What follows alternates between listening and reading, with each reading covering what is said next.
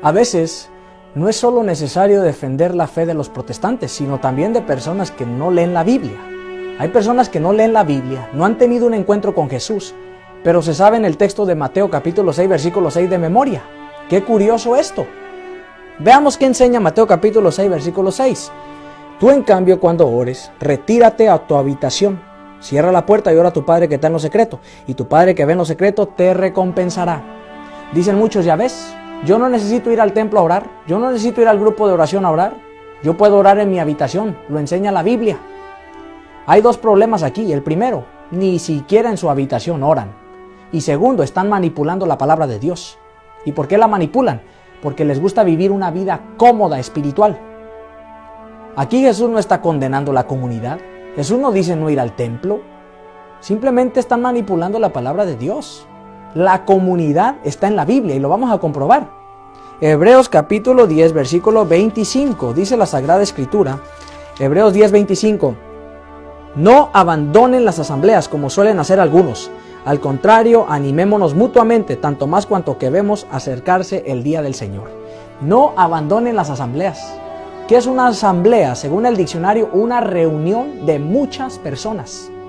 Y dice aquí la palabra, no abandonen las asambleas como suelen hacer muchos.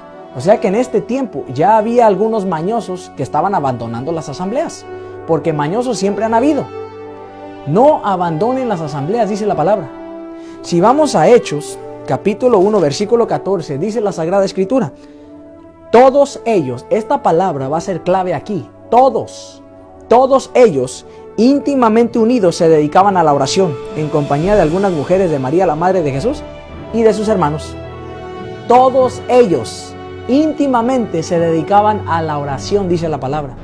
Si vamos a Hechos capítulo 2, versículo 1, el día de Pentecostés, dice la Escritura, al llegar el día de Pentecostés estaban todos reunidos en el mismo lugar. O sea que todos estaban en el mismo lugar, reunidos. Si vamos a Hechos capítulo 2, versículo 42, dice la palabra, todos se reunían asiduamente,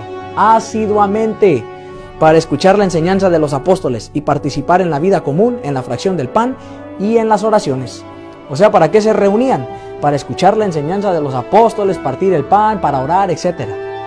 Si vamos a Hechos capítulo 2, versículo 46, escucha lo que dice la palabra. Íntimamente unidos, frecuentaban a diario el templo. ¿Cómo? Íntimamente unidos. Partían el pan en sus casas y comían juntos con alegría y sencillez de corazón. La comunidad es bíblica. Entonces, ¿a qué se refiere Jesús cuando dice estas palabras en Mateo capítulo 6, versículo 6? Para entenderlo bien hay que leer el contexto. Leamos un texto antes, el versículo 5. Este es el que nadie se sabe de memoria, porque no les conviene. Dice Mateo 6:5, cuando ustedes oren, no hagan como los hipócritas. A ellos les gusta orar de pie en las sinagogas y en las esquinas de las calles para ser vistos. Les aseguro que ellos ya tienen su recompensa. Aquí Jesús está hablando de los fariseos, que eran unos hipócritas. Les gustaba ser vistos por todo mundo, que estaban orando en las plazas. ¿Para qué? Para que la gente pensara que eran muy santos.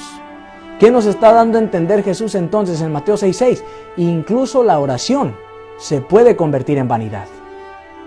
Por eso Jesús dice, tú cuando ores, entra a tu habitación y ora a tu Padre que está en lo secreto. Lo que Jesús nos está dando a entender es que la oración que el Padre ve es la oración que se hace con humildad, no importa dónde estés.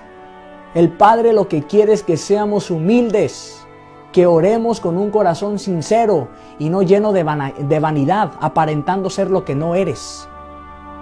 Pero Jesús aquí no está condenando la comunidad. Jesús no está diciendo no vayan al templo. Eso es simplemente un engaño. Eso es simplemente un engaño de que Jesús condena ir al templo, que Jesús condena a la comunidad. Mentira, no es cierto. Jesús nos está enseñando a ser humildes. Es simplemente gente que quiere vivir una vida cómoda espiritualmente. Pero tú no te dejes engañar, mi hermano católico, mi hermana católica.